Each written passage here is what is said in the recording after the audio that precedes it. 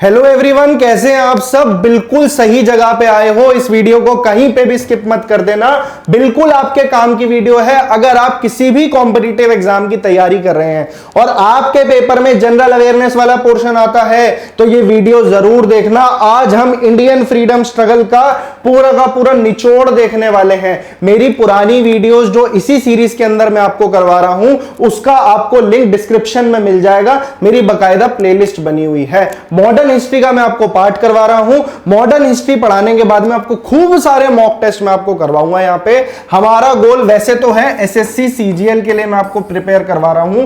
हमारा ये है अभिनंदन बैच।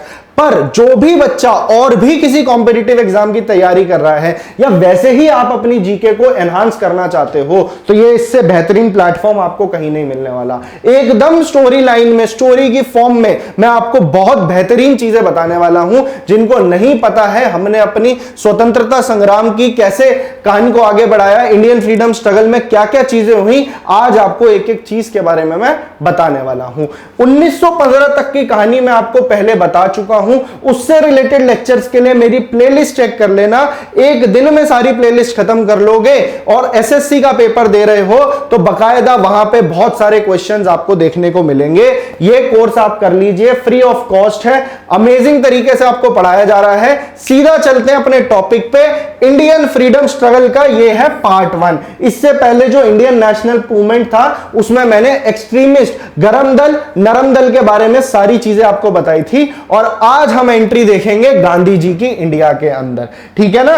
और इस क्लास के अंदर ध्यान रखना, हाहा हू खीखी के लिए कोई जगह नहीं है। जो बच्चे दिल से पढ़ना चाहते हैं ये वाले लेक्चर्स उन्हीं के काम के, ठीक है। इसको ज्यादा से ज्यादा शेयर करना है अगर आपको लेक्चर अच्छा लगता है। अब सीधा हम देखते हैं कि भाई 1915 में गांधी जी इंडिया में आए थे, ठीक है। ये डेट आपको याद रखनी है 1915। और महात्मा गांधी के आने से पूरा फ्रीडम स्ट्रगल ने यू टर्न ले लिया। देखा गया कि जो पहले के जो मेजर्स थे, जिस तरीके से स्वतंत्रता संग्राम को आगे बढ़ाया जा रहा था, अब उसकी स्पीड डबल हो गई थी क्योंकि ज्यादा से ज्यादा लोग महात्मा गांधी के साथ जुड़ने लगे।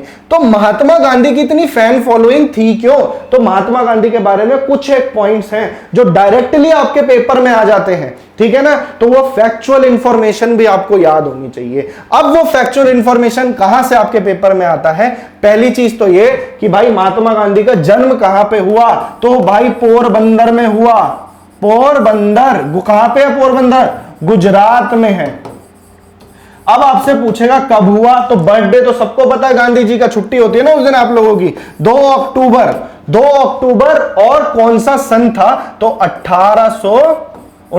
1869 में इनका जन्म होता है। गांधी जी के फादर का क्या नाम था? तो फादर का उनके नाम था करमचंद गांधी। ये सारी इंफॉर्मेशन आपको मैं जो लिखवा रहा हूं, करमचंद गांधी, ठीक है। अब ये सारी इंफॉर्मेशन जो मैं लिखवा रहा हूं, एक एक क्वेश्चन आपके पेपर में किसी ना किसी फॉर्मेट में बन जाएगा। मेरे आप पुराने लेक्चर जरूर देखिए। पुराने क्या, इसी सीरीज में चल रहा है। पिछले एक हफ्ते से मैं आपको रेगुलर क्लासेस दे रहा हूं पर आप लोग वीडियो को बिल्कुल शेयर नहीं करते हो। एक बार जाके वीडियो चेक कीजिए, उसको देखिए आपके मतलब की है या नहीं है। मॉडर्न हिस्ट्री खत्म करने के बाद में बेहतरीन प्रीवियस ईयर क्वेश्चन आपको प्रैक्टिस करवाऊंगा मैं, हर एग्जाम के लिए फायदेमंद होंगे। करमचंद गांधी, इनकी माता जी का क्या नाम था? पुतलीबाई। पुतलीबाई, पुतलीबाई भी आपसे पेपर में पूछा गया है कि महात्मा गांधी की मदर का क्या नाम था। अब इनकी वाइफ का नाम आपको ध्यान रखना है। वाइफ का नाम था कस्तूरबा गांधी। क्या नाम था? कस्तूरबा गांधी।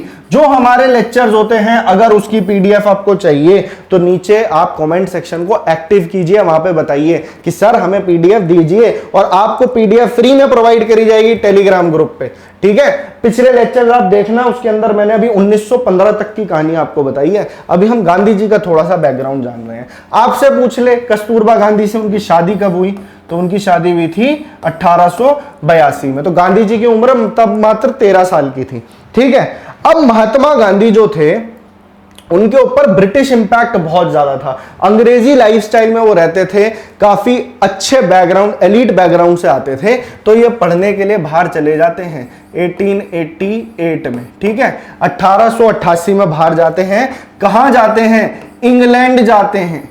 इंग्लैंड जाते हैं। किस चीज की पढ़ाई करने जाते हैं? कानून की, लॉयर बनने जाते हैं। लॉयर अपना जो लॉ है ये कंप्लीट कर लेते हैं, वापस से एक बार इंडिया आते हैं 1891 पे, पर ज्यादा दिन रुकते नहीं हैं। क्यों? क्योंकि 1893 में, 1893 में, अभी ये क्लास के अंदर शुरू में मैं आपको फैक्ट्स इसलिए बता रहा हूं ताकि गांधी जी को आप थोड़ा सा बैकग्राउंड आप अगर जान जाएंगे ना, फिर आप धीरे धीरे उनकी आइडियोलॉजी और किस तरीके से आगे उन्होंने नॉन कोऑपरेशन मूवमेंट चलाया, सिविल डिसोबीडियंस, दांडी मार्च, क्विट इंडिया मूवमेंट, उससे पहले चंपारण, अहमदाबाद, खेड़ा मिल स्ट्राइक, ये सारी चीजें आज हम पढ़ेंगे। साथ के साथ जानेंगे कांग्रेस में उस वक्त क्या चल रहा था, लखनऊ पैक्ट क्या था, ये सारी बातें आज आपकी कवर हो जाएंगी। बस लेक्चर से जुड़ के रहना, इसको कहीं पे भी आगे पीछे मत करना। ये सारे क्वेश्चन आपके पेपर में कहीं ना कहीं बन सकते हैं। 1893 में दादा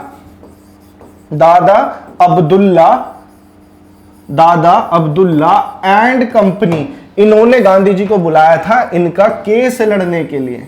कहां पे? South Africa. कहां बुलाया था? साउथ अफ्रीका में। साउथ अफ्रीका में गए। अब देखिए ब्रिटिशर्स का क्या था ना, ब्रिटिशर्स जब आप इंग्लैंड जाते थे उस टाइम, तो वहां गांधी जी ने देखा कि यार यहां तो कोई भी भेदभाव नहीं कर रहे, जबकि इनकी जो कॉलोनीज है, जैसे इंडिया हो गई, साउथ अफ्रीका हो गई, यहां पे रेशियल डिस्क्रिमिनेशन बहुत ज्यादा है, ये बहुत गंदा व्यवहार करते हैं लोगों के साथ।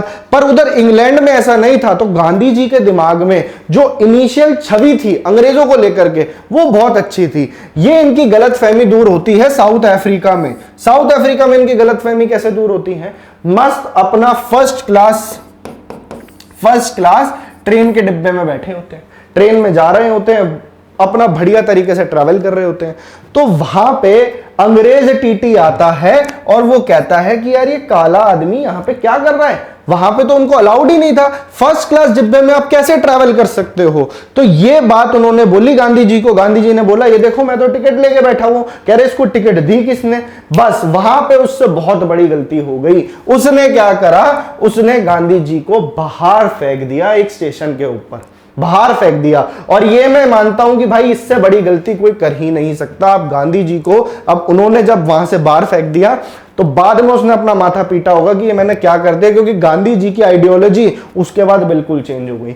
गांधी जी ने सोच लिया था कि अब मुझे इसके खिलाफ लड़ाई करनी है, मुझे इस रेशियल डिस्क्रिमिनेशन के खिलाफ लड़ना है। और फिर भारत आके भी उन्होंने अपने आंदोलन को इतना बड़ा किया। तो आपसे पूछ ले कि ऐसा कौन सा स्टेशन था जिसके ऊपर गांधी जी को उन्होंने बाहर किया था? उसका नाम था सेंट पीटर मैरिट्सबर्ग।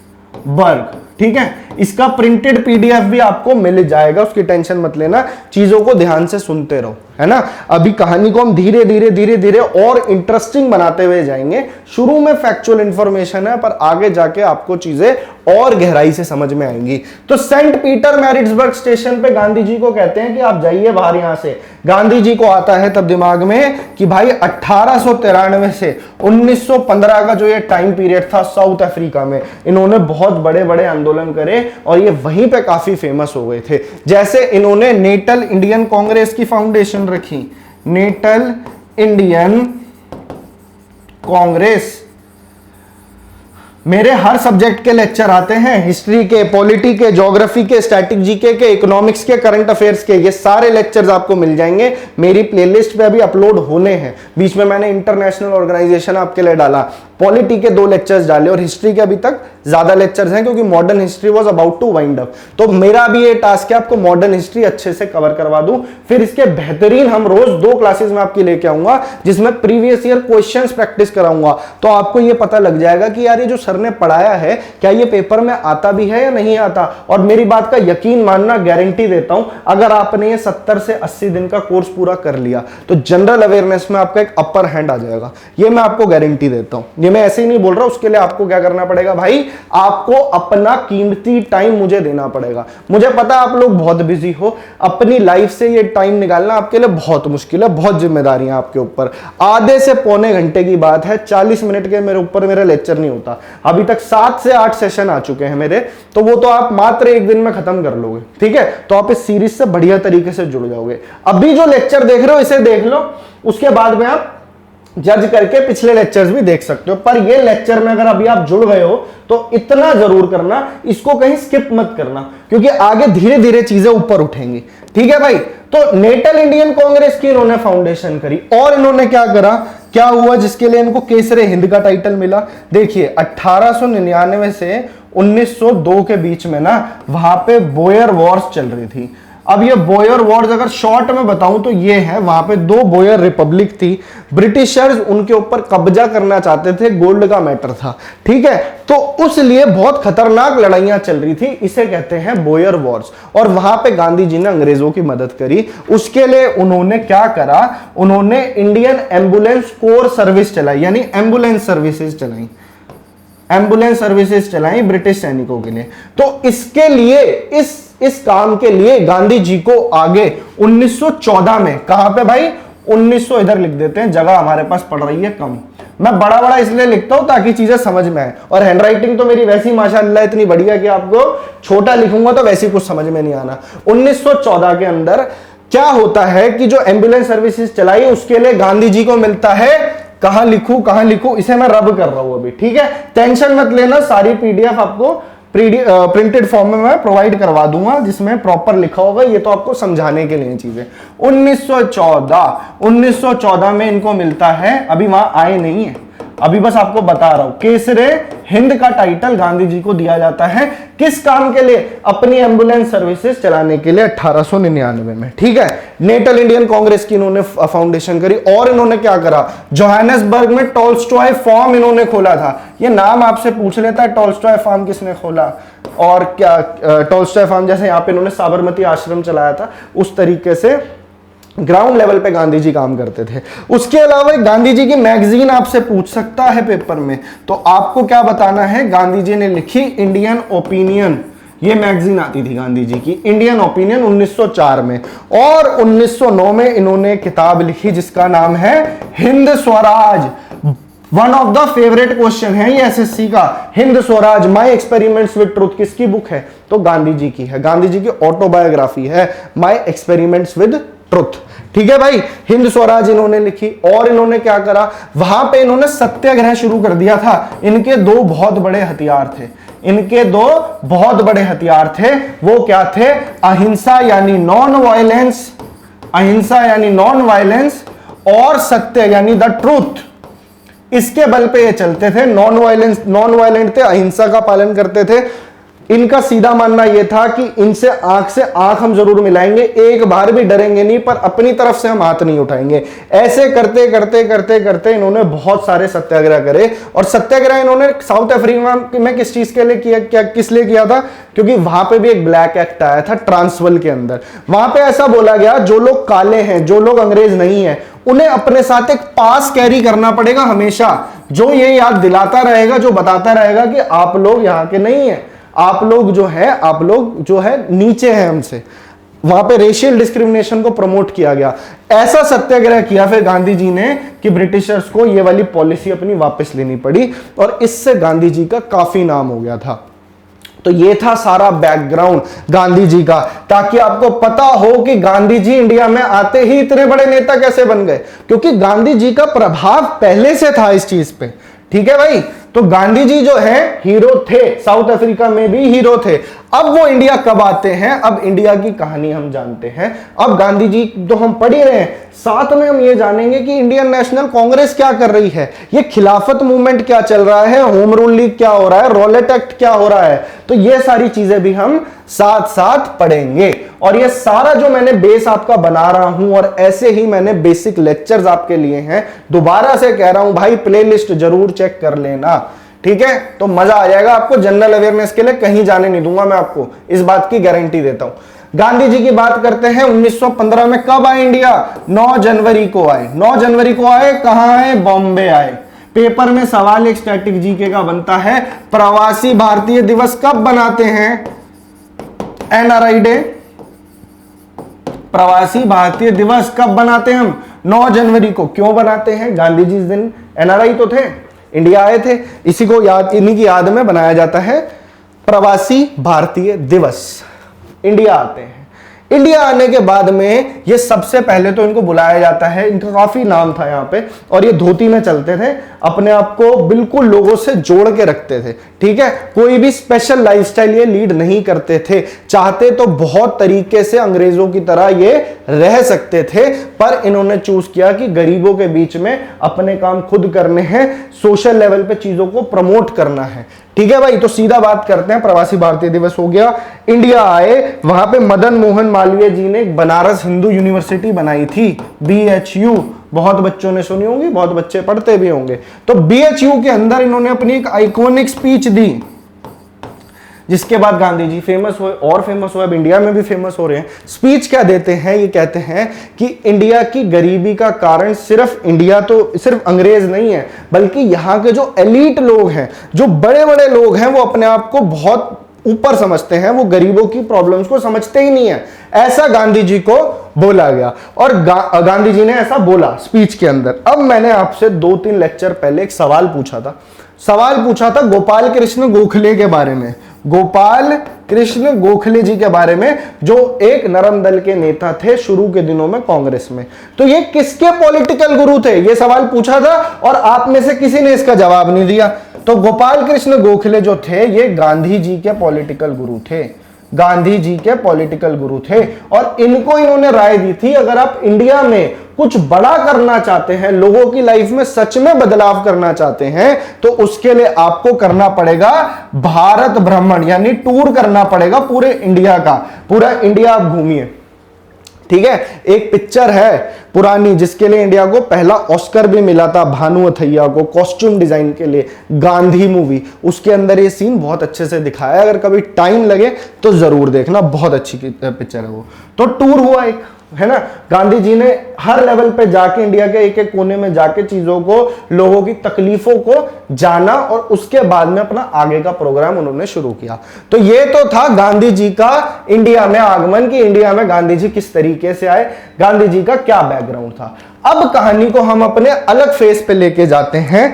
अब तक कांग्रेस के बारे में मैं आपको बता चुका हूं, ठीक है, कांग्रेस के बारे में मैंने आपको बताया था, पिछले लेक्चर्स में बताया था।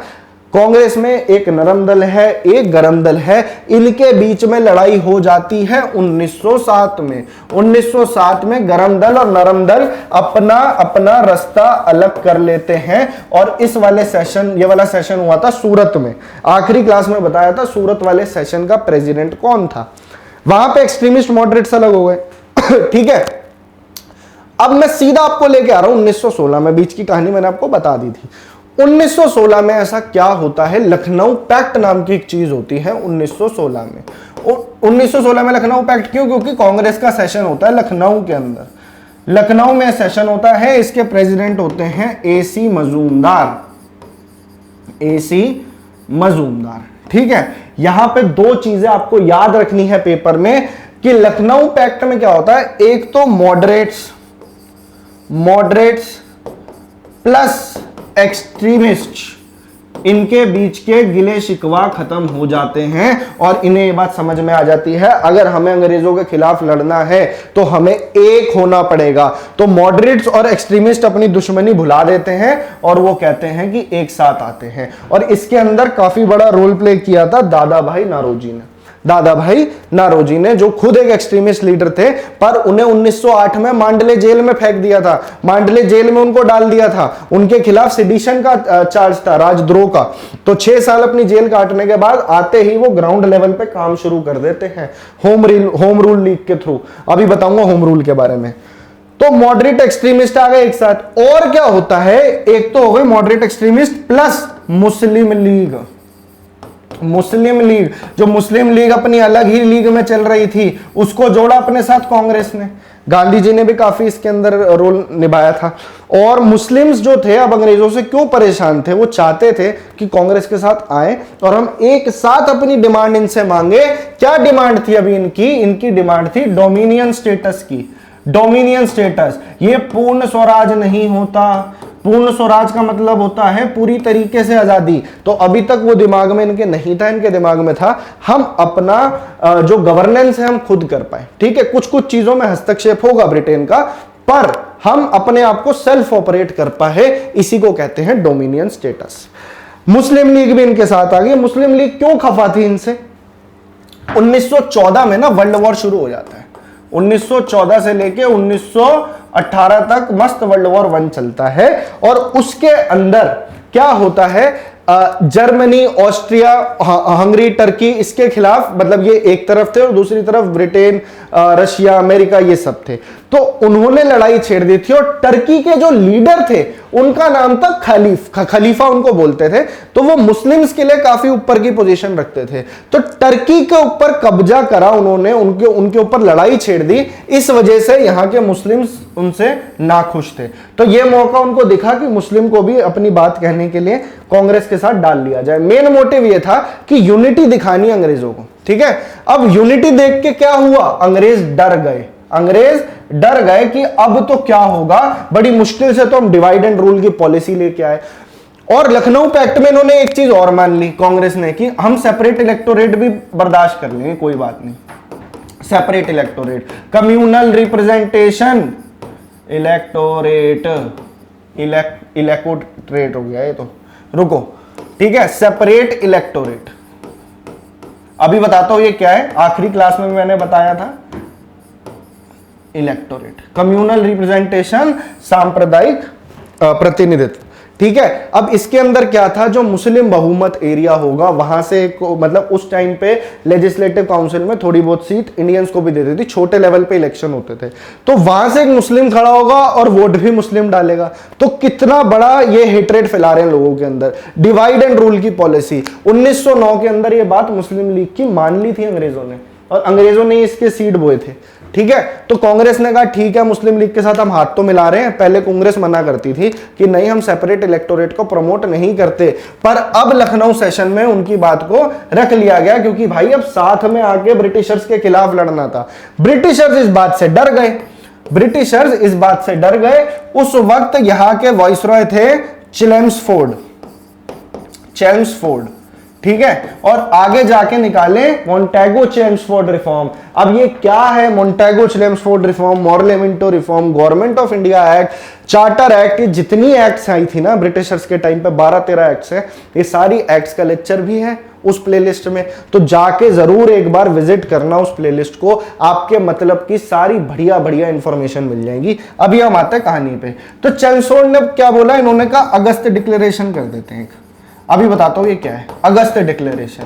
इनको शांत करने के लिए ऐसा बोला कि अंग्रेजों का ये मानना है कि आने वाले टाइम में हम धीरे धीरे सत्ता जो है इंडियंस के हाथ में दे देंगे। इंडियंस को एक लॉलीपॉप इन्होंने दिखाई कि देखो हम सोच रहे हैं आपके बारे में, अब आने वाले जो कानून बनेंगे यानी मोंटेगो चेम्सफोर्ड रिफॉर्म। तो अगस्त 1917 में इन्होंने अनाउंसमेंट करी कि हम आगे आपके लिए रिफॉर्म लाएंगे, और धीरे धीरे जितनी पावर है हम धीरे धीरे ट्रांसफर करनी शुरू कर देंगे इंडियंस के पास। ऐसा क्यों इन्होंने बोला, इनकी जरूरत थी। अभी इनकी जरूरत क्या थी, इंडियंस की जरूरत थी वर्ल्ड वॉर 1 में, और ऊपर इन्होंने देख लिया कि लखनऊ पैक्ट में तो यार ये लोग सब साथ में आ रहे हैं, तो इनको शांत करने के लिए हमें कुछ ना कुछ लॉलीपॉप पकड़ाना पड़ेगा। तो ये चल रहा है कांग्रेस के अंदर। गांधी जी का मैंने आपको बता दिया, वो आए हैं। अब गांधी जी यहां पे आके क्या करेंगे वो भी बताऊंगा, पर एक बार देख लेते हैं बाल गंगाधर तिलक जो 6 साल की जेल काट के आए थे, उन्होंने आके क्या करा। तो होम रूल लीग की बात कर रहा हूं, अब मैं बात कर रहा हूं 1916 की। 1915 में गांधी जी आ गए, 1916 में लखनऊ पैक्ट हुआ, और 1916 में बनी home rule league. Home rule league की शुरुआत किसने करी, होम रूल लीग का मतलब ये आयरिश होम रूल मूवमेंट से इंस्पायर्ड थी, ठीक है। इसका काम था ग्राउंड लेवल पे काम करना, कांग्रेस में एकता बढ़ाना, एक साथ यूनाइटेड तरीके से अंग्रेजों से डिमांड करना होम रूल की, ठीक है, स्वराज्य की डिमांड करना। स्वराज्य मेरा जन्म सिद्ध अधिकार है और मैं इसे लेके रहूंगा, ये स्लोगन थे उनके बाल गंगाधर तिलक के। किसके थे भाई, बाल गंगाधर तिलक, और इन्होंने ही शुरू करी थी होम रूल मूवमेंट। किसके साथ करी थी इन्होंने, 1916 अप्रैल में करी थी, और साथ में थी इनकी एनी बेसेंट, ये नाम कई बार आपने सुना होगा। ये एक आयरिश वुमेन थी, थियोसॉफिकल सोसाइटी की मेंबर थी एनी बेसेंट, और एनी बेसेंट ने ये प्रोग्राम शुरू करा सितंबर 1916 में। तो ये दोनों साथ में मिलके आए लोगों में जागरूकता फैलाने के लिए। और बाल गंगाधर तिलक ने कौन कौन सा एरिया चुना, महाराष्ट्र, ऐसा एरिया था, बेरार था एक इनके पास कर्नाटका था, ठीक है। और इसके अलावा एनी बेसेंट के पास क्या क्या था, एनी बेसेंट ने इस प्रोटेस्ट को आगे लेके गई महाराष्ट्र के अंदर। बॉम्बे इनके पास नहीं था, बॉम्बे एनी बेसेंट ने चुना। उसके अलावा जितना एरिया बच गया उसमें एनी बेसेंट थी, और मतलब एनी बेसेंट और बाल गंगाधर तिलक दोनों साथ में आए होम रूल लीग चलाने के लिए। अब इससे रिलेटेड आपको क्या बात याद रखनी है होम रूल लीग से, कि भाई इन दोनों के नाम, एक तो बाल गंगाधर तिलक जिन्हें कहते थे फादर ऑफ इंडियन अनरेस्ट, ये सारी इंफॉर्मेशन मैंने आपको दी है। फादर ऑफ इंडियन अनरेस्ट इन्हें कहते थे, Swaraj is my birth right and I shall have it इनके लिखे हुए अखबार, ये सारी इंफॉर्मेशन मैंने आपको बताई है। एनी बेसेंट और बाल गंगाधर तिलक, ठीक है। इसको मैं रब कर रहा हूं और बताता हूं इनके बारे में। एक बात ध्यान रखना, एनी बेसेंट जो थी ये कांग्रेस की पहली महिला प्रेसिडेंट बनी, फर्स्ट वुमेन प्रेसिडेंट। कौन बनी भाई? Annie Besant. किस ईयर में बनी, ये पेपर में सवाल आएगा, तो आप क्या बताएंगे? 1917 में। कहां हुआ था 1917 वाला सेशन कांग्रेस का? कलकत्ता में, ठीक है। हो गए। इसी तरीके से तीन चार सवाल आपको मैं कराता रहता हूं हर फैक्ट के साथ। तो आप ये सोचो लेक्चर के बाद आप कितनी सारी चीजें अपने साथ लेके जा रहे हो। तो Annie Besant home rule league को प्रमोट करती थी अपने दो अखबारों से। वो अखबारों के नाम आपको ध्यान रखने हैं, एक है कॉमनवेल्थ और एक है न्यू इंडिया। एक है कॉमनवेल्थ और एक है न्यू इंडिया। और बाल गंगाधर तिलक की अगर मैं बात करूं, बाल गंगाधर तिलक की अगर मैं बात करूं, तो इनके दो अखबार थे, महाराटा और केसरी। महाराटा और केसरी, ये मराठी में लिखा जाता था केसरी, ये लैंग्वेज भी आपसे पेपर में पूछी हुई है। और महाराटा लिखा जाता था, अंग्रेजी का अखबार था। थोड़ा जल्दी जल्दी लिख रहा हूं पर दिमाग में चीजें जानी चाहिए, ठीक है भाई। समझ में आ रहा है सब कुछ? कोई भी डाउट हो कमेंट सेक्शन खुला है, उसमें आप सवाल जवाब कर सकते हैं। लेक्चर पसंद आ रहा है तो अभी के अभी शेयर हो जाना चाहिए। अब आ रहे हैं एक और इंटरेस्टिंग टॉपिक पे। होम रूल लीग भी आपने समझ ली, जो क्वेश्चन आएगा अब आप मजे से लगा के आओगे। होम रूल लीग 1920 में इसका नाम स्वराज्य लीग हो गया था और महात्मा गांधी को इसका प्रेसिडेंट बना दिया था, क्योंकि 1920 में बाल गंगाधर तिलक जी की डेथ हो जाती है, ठीक है भाई। होम रूल लीग की थी ये कहानी।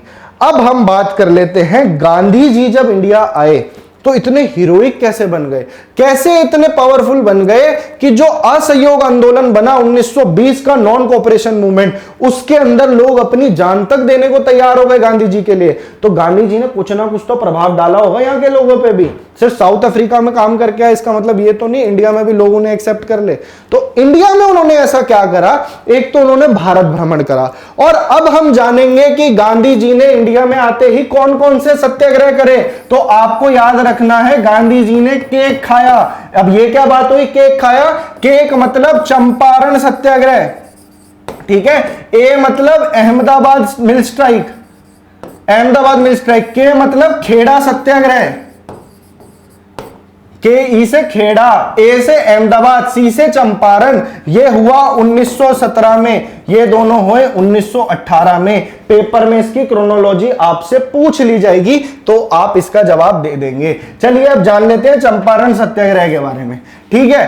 अब चंपारण सत्याग्रह की बात कहां से शुरू हुई? चंपारण एक जगह है, कहां पे है? बिहार में है, ठीक है। चंपारण का इशू क्या था वो जानने के लिए, इनको इशू बताता कौन है गांधी जी को, तो वो नाम आपसे पूछा जा सकता है। तो उनका नाम था राम प्रसाद शुक्ला।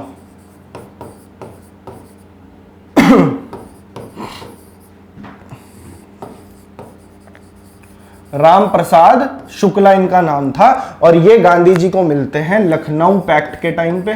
लखनऊ सेशन था ना कांग्रेस का, उसमें आते हैं गरीब किसान तर गांधी जी से मदद की गुहार लगाते हैं। गांधी जी को कहते हैं कि चंपारण जो बिहार में है वहां पे अंग्रेज बहुत ज्यादा तंग कर रहे हैं गरीब किसानों को। कैसे तंग कर रहे हैं? उन्होंने 3 कठिया सिस्टम चला रखा है। ये सिस्टम आपसे पूछा जाएगा। 3 कठिया सिस्टम का मतलब क्या है? इसका मतलब है कि जो फार्मर का लैंड है उसका 15% एरिया टोटल लैंड पे इंडिगो की प्लांटेशन करी जाएगी, जबरदस्ती। वो भी इंडिगो बोले तो नील की खेती करी जाएगी। और जबरदस्ती उनको बोला, फोर्सफुली कहते थे कि 15% जो तुम्हारा टोटल लैंड है उस पे आपको एक कमर्शियल क्रॉप उगानी है नील की, और ये हम आपसे एकदम कोड़ियों के दाम पे खरीदेंगे। तो बहुत कम प्राइस था, तो प्राइस जो है किसानों को जो दिया जाता था वो इतना कम था कि उनकी उगाने की कॉस्ट उससे ज्यादा थी। तो ये बोझ था बहुत ज्यादा किसानों पे, बेचारे भूखे मर रहे थे। तो गांधी जी ने सोच लिया कि इनकी मैं जाके हेल्प करूंगा। कहां करूंगा? चंपारण में। तो चंपारण चले जाते हैं गांधी जी इनके कहने पे, और वहां पे उनका साथ देते हैं राजेंद्र प्रसाद। राजेंद्र प्रसाद हमारे देश के पहले प्रेसिडेंट, और साथ ही जेबी कृपलानी। ठीक है, ये इनके हेल्पिंग हैंड बनते हैं चंपारण के सत्याग्रह में, और वही अपने हथियारों का यूज करते हैं, नॉन वायलेंस यानी अहिंसा, और सत्य यानी ट्रुथ। ठीक है, और उससे ब्रिटिशर्स को हिला के रख देते, क्योंकि गांधी जी इतने सक्सेसफुल कैसे रहे, उनके साथ लोग चल पड़ते थे, वो अकेले नहीं जाते थे। अगर उन्होंने बोल दी कोई बात तो उनके साथ पूरा का पूरा सब लोग जुड़ जाते थे, और अंग्रेज इस बात से डर गए। चंपारण में उन्हें उनकी बात माननी पड़ी, और उन्होंने 25% वेज उनकी हाइक कर दी। किसानों की 25% वेज उनकी बढ़ा दी कि भाई जो तुम्हें हम दाम दे रहे हैं उसमें 25% हम इजाफा करते हैं, और चंपारण सत्याग्रह इस तरीके से हुआ कामयाब। ठीक है, गांधी जी का हो गया नाम 1917 में। आगे कहानी बढ़ाते हैं भाई, अहमदाबाद मिल स्ट्राइक ये 1918 में हुई। खेड़ा सत्याग्रह भी 1918 में हुआ, वो बाद में हुआ। अहमदाबाद मिल स्ट्राइक का क्या सीन था? जो मिल ओनर्स थे अहमदाबाद में,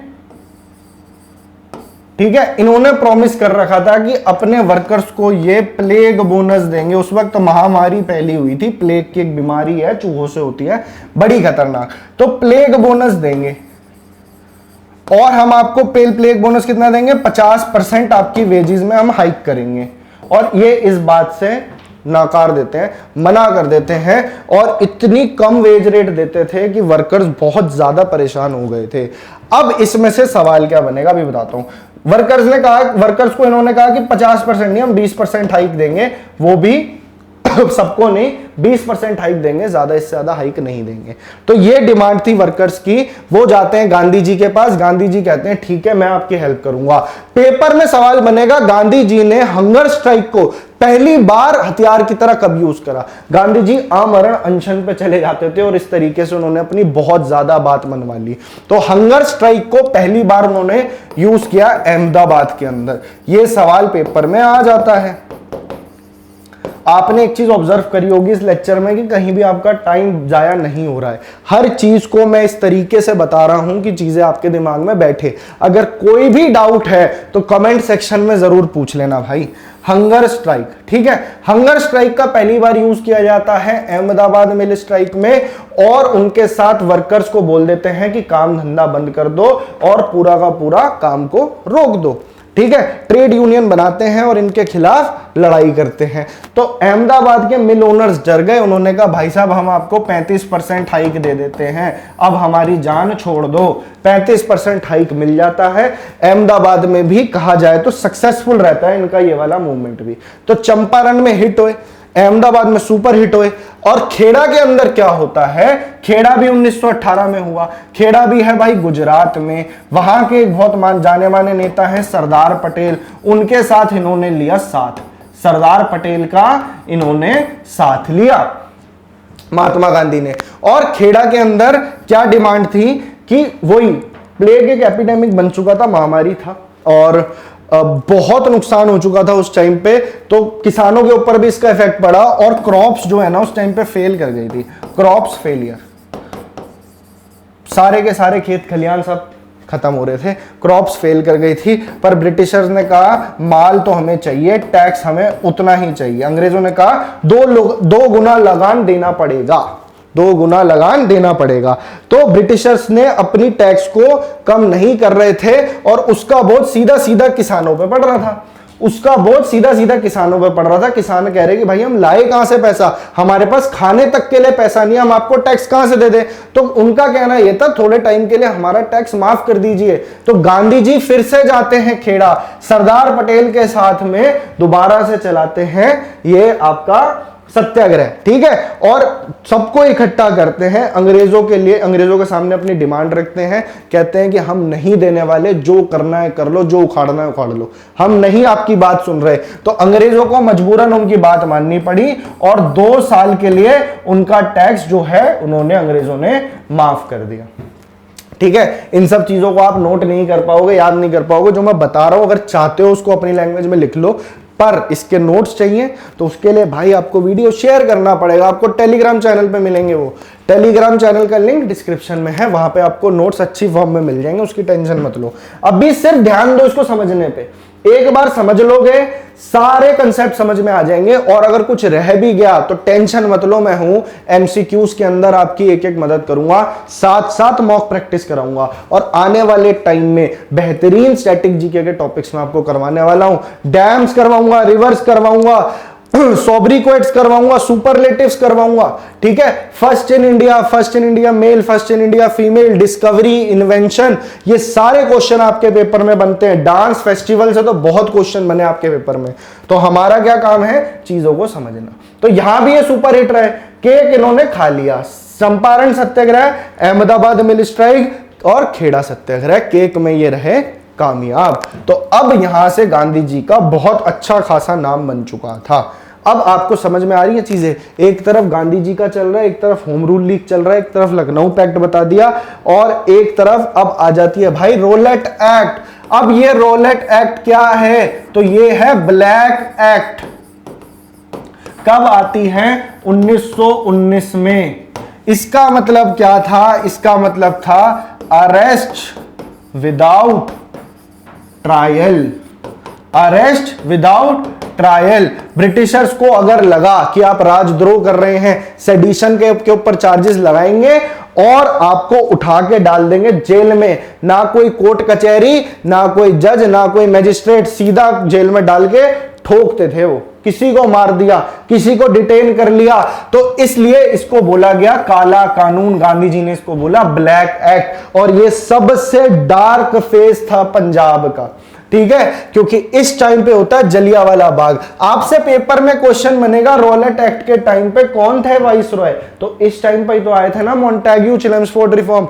मॉन्टेग्यू यानी सेक्रेटरी ऑफ स्टेट, चेम्सफोर्ड यानी कि वाइसरॉय, मैं आपको पहले बता चुका हूं। तो लॉर्ड चेम्सफोर्ड थे रोलेट एक्ट के टाइम पे, उस टाइम पे वाइसरॉय। और रोलेट जो थे, रोलेट क्यों नाम था इसका, रोलेट उस टाइम पे जज थे जिन्होंने ये वाली स्कीम अनाउंस करी थी। यानी कि अब इंडियंस के साथ और ज्यादती होने लगी, कभी भी किसी को भी पकड़ लिया जाएगा और उसे पीट सकते हो, मार सकते हो, डिटेन कर दिया जाएगा। तो ये था काला कानून और इसके लिए प्रोटेस्ट करना शुरू करा फिर से गांधी जी ने। गांधी जी ने जैसे ही अपनी आवाज को बुलंद करा, उन्हें उठा के जेल में डाल दिया। पर अब देश के अंदर बहुत ज्यादा वैसी भावना आ चुकी थी कि अंग्रेज हमारे साथ सही नहीं कर रहे, ठीक है। लोग और जुड़ते चले गए, और लेवल पर जुड़ते चले गए। फिर क्या होता है, फिर होता है 13 अप्रैल, सबसे काला दिन, डार्क डे, 13 अप्रैल, अमृतसर, जलियांवाला बाग। इसके अंदर क्या सीन था, क्या कहानी थी, सबको पता होनी चाहिए। जिनको नहीं पता है तो शर्म कर लो। 13 अप्रैल अमृतसर, ये डेट याद रखना, बैसाखी का दिन था, बैसाखी का दिन था। और इस दिन वो एक पार्क है, आपका अमृतसर कभी जाओ तो वहां जरूर जाना, मैं 3 बार गया हूं। उस पार्क में जब भी जाओगे तो मैं पता नहीं क्यों वहां जाके बहुत इमोशनल हो जाता हूं। वहां पे आप देखना दीवारों के ऊपर अभी भी वो बुलेट्स के निशान हैं। और आप जब उस कुएं को देखोगे, वो इतना गहरा और इतना डार्क लगेगा आपको, आपकी आत्मा को वो अंदर निचोड़ लेगा। इतना ज्यादा आपको अंदर से झंझोर के रख देगा वो इंसिडेंट, अमृतसर के अंदर जो वो किया गया था रेजिनाल्ड एडवर्ड हैरी डायर ने। क्या हुआ था उस टाइम पे, पहले जानते हैं चल क्या रहा था उस दिन। उस दिन एक तो क्लोज्ड एंट्रेंस है वहां की, आप अंदर जाएंगे दरवाजा एक ही है, पीछे से कोई उसकी एंट्रेंस नहीं थी, एक लौती एंट्रेंस है, उसी को आप बंद कर दोगे बंदा जाएगा कहां। बहुत सारा क्राउड, बहुत सारी भीड़ वहां पे इकट्ठा हुई थी, बच्चे, बूढ़े, महिलाएं, बहुत लोग थे। और वो किस चीज के लिए इकट्ठा हुए थे, वो लोग बड़े आराम से पीसफुली बैठ के प्रोटेस्ट कर रहे थे भाई, पीसफुल तरीके से प्रोटेस्ट कर रहे थे। और ये पता होना चाहिए किस चीज का प्रोटेस्ट कर रहे थे। रोलेट एक्ट के अंदर ही वहां के 2 इंपॉर्टेंट कांग्रेस नेता, कौन कौन, डॉक्टर सत्यपाल, डॉक्टर सत्यपाल मलिक, एक तो पता नहीं क्यों सत्यपाल मलिक बहुत निकल रहा है आजकल, डॉक्टर सत्यपाल और डॉक्टर सैफुद्दीन किचलू, सैफुद्दीन किचलू, ठीक है। तो डॉक्टर सत्यपाल मलिक और डॉक्टर सैफुद्दीन किचलू को अंग्रेजों ने रॉलेट एक्ट के चलते अरेस्ट कर रखा था। बस इनकी अरेस्ट के लिए ही ये पीसफुल प्रोटेस्ट किया जा रहा था। वहां पे बहुत सारे लोग इकट्ठा थे, 2000 से ज्यादा लोग माने जाते हैं वहां पे कि उस वक्त वहां पे बैठे हुए थे। और वहां पे क्या होता है, वहां पे होता है जो रेजिनाल्ड डायर थे, ये नाम था इनका, जनरल रेजिनाल्ड डायर, ठीक है। ये आते हैं पूरी की पूरी पलटन लेके और एक एंट्रेंस थी उसको बंद कर देते हैं। टैंक वैंक जो इनके हाथ में आया, बंदूकें, सब कुछ लेके जाते हैं। इतने राउंड्स गोली फायर हुई कि आप सोच नहीं सकते। इन्होंने सबके ऊपर अंधाधुंध बौछार कर दी गोलियों की, ठीक है। ये हत्याकांड इतना बड़ा था, ऑफिशियल डाटा में कहते हैं कि 400 लोग मरे प्लस 1200 इंजर्ड हुए, ठीक है। पर जो एक्चुअल डाटा है इसको रिवर्स कर लो, कहते हैं 1500-2000 लोगों की वहां पे मौत हो गई थी। पूरे ग्राउंड को उन्होंने क्लोज कर दिया और सबको जो मिला उसको उन्होंने मार डाला। बाद में जब चीजें इन्वेस्टिगेट हुई तो पता लगा छोटे छोटे बच्चों के अंदर इतनी इतनी बड़ी बड़ी बुलेट्स मिली हैं और वो बुलेट्स भी ऐसी थी अंदर जाके फट जाती थी।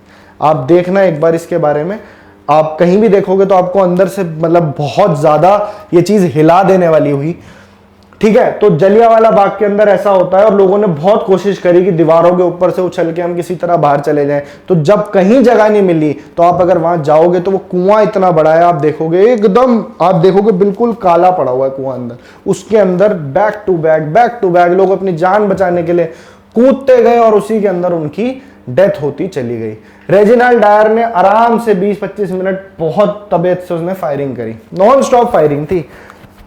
इसका ऑर्डर किसने दिया था, अब इसमें कंफ्यूजन होता है बच्चों को। तो ये थे भाई, इनका नाम भी डायर ही था, इनका नाम था माइकल ओ डॉयर, माइकल ओ डॉयर, ठीक है। ये कौन थे, ये उस वक्त लेफ्टिनेंट गवर्नर थे पंजाब के, लेफ्टिनेंट गवर्नर थे। सरदार उधम सिंह ने इनको नहीं मारा था, सरदार उधम सिंह ने माइकल ओ डॉयर को गोली मारी थी। 1940 के अंदर इस दुष्ट को गोली मारी थी हमारे सरदार उधम सिंह जी ने। कहां गोली मारी थी, पूरा प्लान करके लंदन के अंदर एक जगह है कैक्सटन हॉल, ये पेपर में सवाल बन सकता है, तो ये वहां पे उन्होंने गोली मारी थी।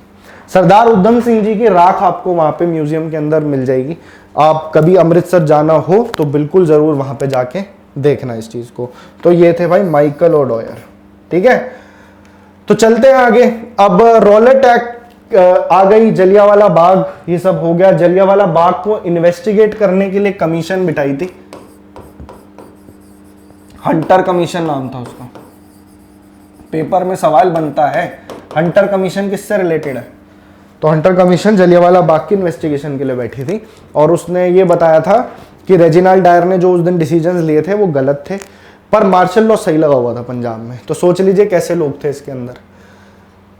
अच्छा जी, जलियांवाला बाग से पूरा देश हिल जाता है, पूरा देश हिल जाता है। और अब गांधी जी कहते हैं बिल्कुल सही टाइम आ गया है, अब लोगों को इकट्ठा करना है और चलाते हैं हम नॉन कोऑपरेशन मूवमेंट। बस ये थोड़ा सा रह गया आज का लेक्चर। अच्छा लग रहा है, चीजें समझ में आ रही हैं आपको? आपसे मैं पूछना चाहता हूं, लेक्चर आप देखिए, इसको बताइए, रिव्यू कीजिए, कैसा लग रहा है। नॉन कोऑपरेशन मूवमेंट की अब मैं बात कर रहा हूं आपसे भाई। तो नॉन कोऑपरेशन मूवमेंट की अगर मैं बात करूं तो इसकी शुरुआत कहां से हुई?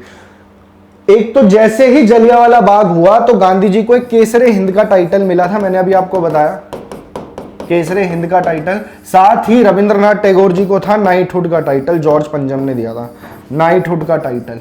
ये दोनों टाइटल इन्होंने इनके मुंह पे दे के मारे कि ये पकड़ो, तुम्हारा हमें कोई किसी तरह की कुछ नहीं चाहिए, ठीक है। बात कर लेते हैं नॉन कोऑपरेशन मूवमेंट की भाई। ये पेपर में सवाल बनता है, जो बता रहा हूं सब पेपर में आएगा। नॉन कोऑपरेशन मूवमेंट कब होता है? 1920 में होता है। उस वक्त after the end of first world war, उस वक्त क्या हुआ था, एक मुस्लिम लीग का भी यहाँ पे एक बहुत बड़ी चल रही थी, जिसे हम कहते हैं खिलाफत मूवमेंट, खिलाफत आंदोलन, खिलाफत मूवमेंट, आंदोलन लिख देता हूं, ठीक है। और इसके अंदर जो दो अली ब्रदर्स थे, एक तो थे मोहम्मद अली और एक थे शौकत अली, ठीक है, इन्होंने चला रखा था यहाँ पे और इनका साथ दिया था गांधी जी ने। काफी लोग इनसे जुड़े थे और कांग्रेस ने भी इनका साथ दिया और कांग्रेस ने कहा आप हमारे साथ मिल जाइए और नॉन कोऑपरेशन मूवमेंट चलाते हैं। इनका कहना यह था, टर्की के जो मैंने आपको बताया मुस्लिम्स के स्पिरिचुअल गुरु थे, उस पोजीशन को जिसको बोलते थे ये लोग खालिफ, इंग्लिश में ऐसे लिखते हैं खालिफ, खलीफा भी कहते हैं, तो इस पोजीशन को इन्होंने खत्म कर दिया था आफ्टर फर्स्ट वर्ल्ड वॉर, जिससे यहाँ के सेंटिमेंटल जो सेंटिमेंट्स थे मुस्लिम्स के वो बहुत हर्ट हुए थे। तो एक तो खिलाफत आंदोलन, ये कारण बता रहा हूं मैं आपको नॉन कोऑपरेशन मूवमेंट के। दूसरा एक आप समझ लीजिए रॉलेट एक्ट आ गया था, मोन्टेगो चेम्सफोर्ड रिफॉर्म इतने गंदे इन्होंने दिए थे, ऊपर ऊपर से बातें करते थे लेजिस्लेटिव काउंसिल में, चलो ठीक है इंडियंस के लिए तुम जगह बना रहे हो पर असली पावर तो दो, असली पावर तुम दे के राजी नहीं हो। बाई कैमरल लेजिस्लेचर चल गया था, डायरकी इंट्रोड्यूस हो गई थी, सारी चीजें मैंने डिटेल में बताई है उस एक्ट वाले वीडियो में। रॉलेट एक्ट की बात हो चुकी थी और जलियांवाला बाग एक बहुत बड़ा रीजन था, जलियांवाला बाग एक बहुत बड़ा रीजन था। तो अब वो प्लेटफॉर्म तैयार हो चुका था कि अब बड़े लेवल पे, मास लेवल पे हम स्ट्रगल कर सकते हैं। अब मास लेवल पे स्ट्रगल कैसे शुरू हुई? असहयोग आंदोलन, महात्मा गांधी इसके लीडर बने और कांग्रेस के अंदर भी रेजोल्यूशन पास हो गया कि अब हम कोऑपरेट नहीं करेंगे ब्रिटिशर्स के साथ, ब्रिटिशर्स को इकोनॉमिकली बेनिफिट नहीं देंगे, हम हर चीज का त्याग कर देंगे, चाहे तो वो सिविल सर्विसेज हो, ठीक है, चाहे वो पुलिस सर्विसेज हो, चाहे वो कॉलेजेस हो, चाहे वो फॉरेन गुड्स हो। और आगे जाके अगले फेज में इन्होंने ये भी करना था, धीरे धीरे टैक्स भी बंद करने वाले थे। तो ब्रिटिशर्स को बिल्कुल अपाहिज करने का प्रोग्राम था नॉन कोऑपरेशन मूवमेंट का। गांधी जी ने कहा था सब कुछ छोड़ दो, इनके किसी स्कूल में पढ़ने की जरूरत नहीं है, फॉरेन गुड्स लेने की जरूरत नहीं है, अंग्रेजी शराब पीने की जरूरत नहीं है, सब कुछ इंडियन बनाओ, खादी को प्रमोट करा, ठीक है, इनके स्कूलों में पढ़ने की जरूरत नहीं है, आपको सिविल सर्विसेज में हो तो वो छोड़ दो। और इनकी बात बहुत लोगों ने सुनी, पूरे इंडिया लेवल पे ये प्रोटेस्ट खासकर नॉर्थ इंडिया के अंदर बहुत आगे चले, बहुत सारे यूथ को इन्होंने इंस्पिरेशन दी, भगत सिंह, सुखदेव, राजगुरु, चंद्रशेखर आजाद, ये सब इसी की वजह से जो है महात्मा गांधी जी के लिए ही ये लोग इसमें जुड़े थे। पर बाद में इनके सेंटिमेंट्स इतने बुरे हर्ट होते हैं और गांधी जी से इनका विश्वास उठ जाता है। ऐसा क्यों, मैं अभी बताता हूं आपको। तो भाई महात्मा गांधी जी ने क्या चलाया? Non cooperation movement. ब्रिटिशर जब अंदर से हिल चुके थे, सब कुछ सही चल रहा था, 1922 तक ये बातें हो गई थी कि अब थोड़ा टाइम और ब्रिटिशर्स यहां से हमेशा के लिए भाग जाएंगे और कभी पीछे मुड़ के भी नहीं देखेंगे। पर 1922 में एक हो जाता है भाई चौरी चौरा, चौरी चौरा, ठीक है। चौरी चौरा इंसिडेंट क्या था भाई? 5 फरवरी की बात है 1922 के अंदर। चौरी चौरा उत्तर प्रदेश के अंदर एक जगह है, वहां पे प्रोटेस्टर्स जा रहे थे, नॉन कोऑपरेशन मूवमेंट चल रही थी, सड़कों पे मार्च निकल रहा था, बहुत सारे लोग उसके अंदर चल रहे थे। वहां का एक पुलिस स्टेशन था, चौरी चौरा में एक पुलिस स्टेशन था, उसके पास प्रोटेस्ट चल रहा था। तो जो क्राउड था, उनके जो लीडर थे, 2-1 लीडर थे, उनको उठा के पुलिस ने अपने पास बंद कर लिया और क्राउड को कंट्रोल करने के लिए लोगों के ऊपर खुली फायरिंग शुरू कर दी। इनको आ गया गुस्सा, वैसे ही भरे बैठे थे, इन्होंने आप देखा ना था, इन्होंने कहा भाड़ में जाए इंसा, हम लेते हैं माचिस तीली ली, तेल फेंका, पूरा का पूरा पुलिस स्टेशन में आग लगा दी। 22 पुलिस वाले जल के मर गए, 22 पुलिसमैन, इन लोगों की डेथ हुई। गांधी जी को अंदर तक इस चीज का दुख पहुंचा, उन्होंने कहा मैंने ये रास्ता नहीं दिखाया था। गांधी जी सुन के ही राजी नहीं थे, उन्होंने कहा बंद कर दो नॉन कोऑपरेशन मूवमेंट को, बिल्कुल क्लोज कर दो। 1922 के अंदर जब लोगों के सेंटिमेंट्स अपने पीक पे थे, गांधी जी ने इस आंदोलन को वापस ले लिया। तो क्या ये सही करा या गलत करा? लोग कहते हैं कि ये चीज बहुत गलत करी। और जो रेवोल्यूशनरीज थे आने वाले, जो नए चेहरे थे, भगत सिंह, सुखदेव, राजगुरु, चंद्रशेखर आजाद और ऐसे लाखों बच्चे जिनके दिल टूट चुके थे और वो इस आंदोलन से जुड़े हुए थे, पर गांधी जी ने आंदोलन में अपने हाथ खींच लिए। गांधी जी का सीधा कहना था हाईवे और माईवे, या तो मेरी सुनो या फिर अपना रास्ता खुद देख लो, ठीक है। तो गांधी जी थोड़े से जिद्दी टाइप के थे, फिर से आमरण अनशन पे चले गए जेल के अंदर। कहते हैं मैं नहीं इस बात को सपोर्ट करता, नॉन वायलेंट हुआ, मैंने अपने हाथ खींच लिए पीछे। और ये आगे जाके कहीं ना कहीं कह सकते हो कि इस मूवमेंट को स्लो कर दिया। फ्रीडम मूवमेंट अब थोड़ी सी शांत हो गई, जो इतनी पीक पे वो चढ़ी थी। तो अब शुरुआत होती है स्वराज पार्टी की। अभी मैं बताता हूँ, ये भी कांग्रेस का एक विंग था। 1923 के अंदर इसकी स्थापना होती है। अब कांग्रेस अपने थोड़े से पीछे बैक फुट पे आ गई थी, आगे निकली वो आगे सिविल डिसोबीडियंस मूवमेंट जो आपका डांडी मार्च हुआ। तो 1923 का टाइम था, अब ब्रिटिशर्स थोड़े रिलैक्स फील कर रहे थे। तो स्वराज पार्टी पहले तो नॉन कोऑपरेशन मूवमेंट में ये बात चल रही थी कि जो इंडियंस को एक जगह देते हैं लेजिस्लेटिव काउंसिल में, चलो उसको भी त्याग दो, उधर भी बैठने की जरूरत नहीं है। पर अब ये बात समझ में आई कि बिना थोड़ा बहुत पावर में रहे हम कुछ चेंज नहीं ला सकते। तो मोतीलाल नेहरू, जो जवाहरलाल नेहरू जी के पापा हैं, मोतीलाल नेहरू प्लस CR दास जो इसके प्रेसिडेंट थे इस पार्टी के, इन्होंने डिसाइड किया एक स्वराज पार्टी चलाते हैं। और जो इनकी ब्रिटिश लेजिस्लेटिव काउंसिल्स हैं, जो लेजिस्लेटिव काउंसिल्स हैं, उसके अंदर हम पार्टिसिपेट करेंगे, हम अपनी जगह बनाएंगे, इलेक्शन जीतेंगे, अंदर जाएंगे। बेशक नॉन ऑफिशियल मेंबर है, पर इनके जो खतरनाक बिल्स आते हैं, जो ये कुछ भी बना देते हैं, रॉलेट एक्ट टाइप चीजें, तो इसके ऊपर हम रोक तो लगा पाएंगे, हम मेजोरिटी में होंगे तो इनका यही मकसद था स्वराज पार्टी को कि बैकएंड पे हम ऐसे काम करते चलेंगे और कांग्रेस जब स्ट्रांग होगी तब उसके साथ जुड़ जाएंगे, ठीक है। तो इस तरीके से फ्रीडम स्ट्रगल आगे बढ़ती है। मैं समझ सकता हूं हैंड राइटिंग आपको समझ में नहीं आ रही होगी, पर आपने मेरा लेक्चर सुना है, चीजें मैंने बहुत अच्छे से आपको एक्सप्लेन कर दी हैं, ठीक है। तो ये मैं पढ़ा रहा हूं आपको इस बैच के अंदर, ये है हमारा अभिनंदन बैच, और ये हमने चला रखा है CGL 2023 आपका क्रैक करवाना है। अगर आप मेरे से जुड़ गए, अगर आप हम टीचर से जुड़ गए, ये सारी टीम है आपके लिए, ठीक है। रीजनिंग, इंग्लिश, साइंस के लिए अलग टीचर हैं, और जीके मैं पढ़ाता हूं। इतने दिनों में आपकी तैयारी करवा देंगे, सिर्फ SSC के लिए नहीं, कोई भी पेपर हो यार, या फिर आपने अपनी जीके भी स्ट्रॉन्ग करनी है, तब भी आप मेरे लेक्चर देख सकते हो, ठीक है ना। अब आपसे मैं एक डिमांड करता हूं कि भाई अब आपका सपोर्ट चाहिए। अगर लेक्चर अच्छे लग रहे हैं तो ये ऐसे नहीं जाने चाहिए, इसको बढ़ाओ। आपसे हम्बल रिक्वेस्ट है, ज्यादा से ज्यादा इसको शेयर कीजिए, ठीक है। मिलता हूं आपसे आपके नेक्स्ट सेशन में। इंडियन फ्रीडम स्ट्रगल को और आगे ले जाएंगे और अब देश को आजाद करवाएंगे अगले 1 से 2 लेक्चर में। इसका पार्ट 1 था। मिलता हूं आपसे नेक्स्ट क्लास में, उसके बाद इसके मॉक टेस्ट प्रैक्टिस करेंगे बैक टू बैक, ठीक है। Thank you so much and take good care of yourself. Thank you.